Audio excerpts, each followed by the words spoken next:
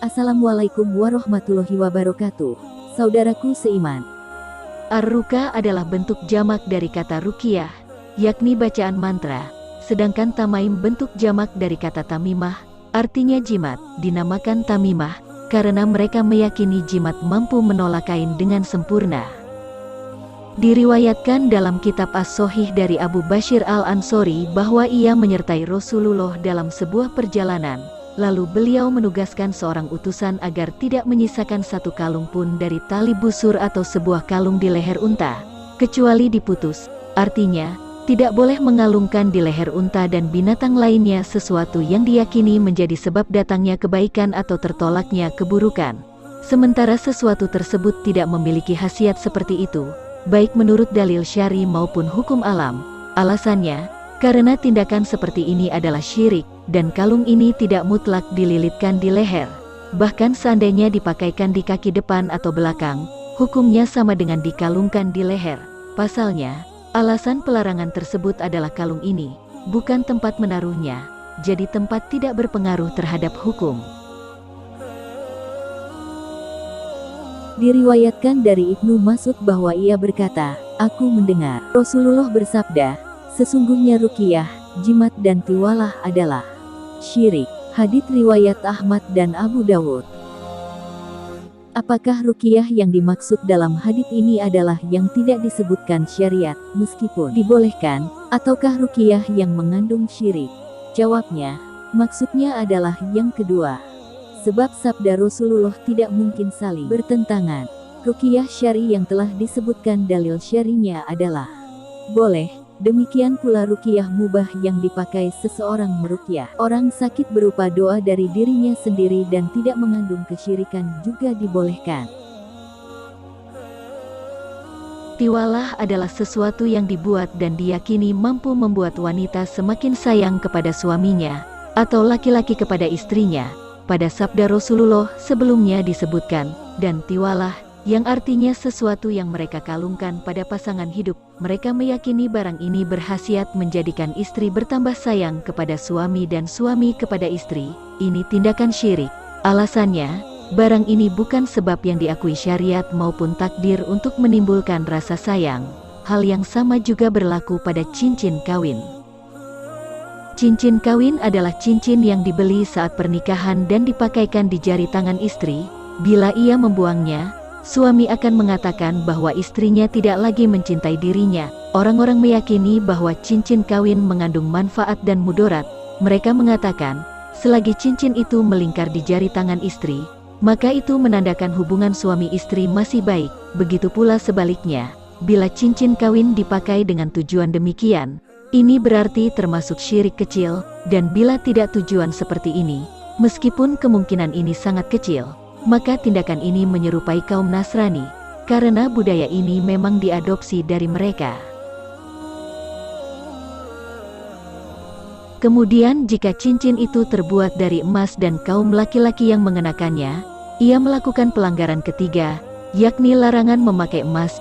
Jadi perbuatan ini bisa jadi syirik, meniru-niru kaum Nasrani, atau diharamkannya jenis barang ini bagi laki-laki. Bila ketiga hal ini tidak ada, maka dibolehkan memakainya karena itu cincin biasa.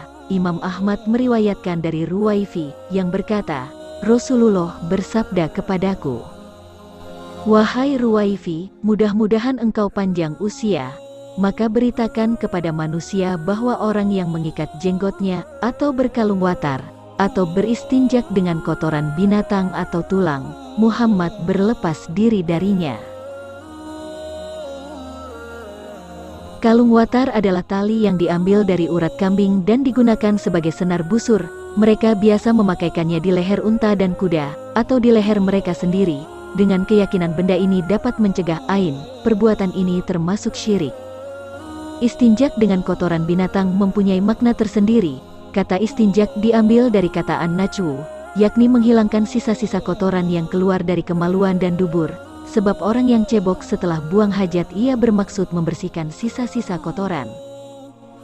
Sedangkan kata tulang sudah sama-sama kita ketahui. Rasulullah berlepas diri dari orang yang istinjak dengan kedua benda ini, Karena kotoran binatang adalah makanan hewan bangsa jin, dan tulang menjadi makanan mereka, bagi bangsa jin, tulang itu berdaging banyak. Kesimpulannya, jimat tidak terlepas dari 3 kondisi. Pertama, jimat yang ada tulisan kata-kata syirik dan mantra-mantra di dalamnya. Jimat seperti ini disepakati haram, sebab Rasulullah telah bersabda, tidak apa-apa meruqyah selama tidak ada unsur kesyirikan. Bagaimana dengan jimat? Jimat lebih haram lagi. Kedua, jimat dengan tulisan yang kita tidak mengetahui maksud tulisan yang tertera di situ. Ini juga haram. Hal ini karena boleh jadi dalam jimat itu tertulis sesuatu yang mengandung syirik seperti memohon kepada jin, setan atau lainnya, sehingga haram. Ketiga, jimat yang kita ketahui tulisan yang tertera itu berupa ayat-ayat Al-Quran atau doa-doa yang diriwayatkan dari Rasulullah. Masalah ini diperselisihkan oleh generasi salaf dan halaf. Ada yang membolehkan dengan dalil keumuman, firman Allah. Dan kami turunkan dari Al-Quran suatu yang menjadi penawar dan rahmat bagi orang-orang yang beriman. Al-Isra 82. Mereka berdalih, pada kalimat suatu yang menjadi penawar adalah berlaku umum, bukan terbatas, maka semua ayat Al-Quran dapat dipergunakan manusia sebagai media mencari kesembuhan dan bisa menyembuhkan, itu benar, dan mereka membolehkannya, sebagian lain melarangnya, dan berkata, tindakan itu dibenci karena haram atau karahah tahrim, atau juga untuk menghindari sesuatu yang tidak pantas atau disebut karahah tanzi.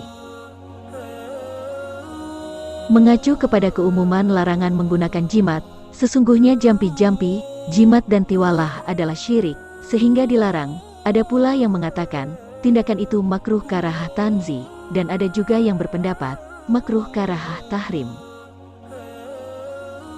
Tidak diragukan, bila kita menganggapnya bagian dari syirik, berarti jimat bertuliskan ayat Al-Quran atau doa nabawiyah itu haram. Sebab syirik itu haram, besar maupun kecil. Alasannya, apabila seseorang berkalung jimat seperti ini hatinya bergantung kepadanya dan lalai membaca Al-Quran dan doa-doa perlindungan yang disyariatkan.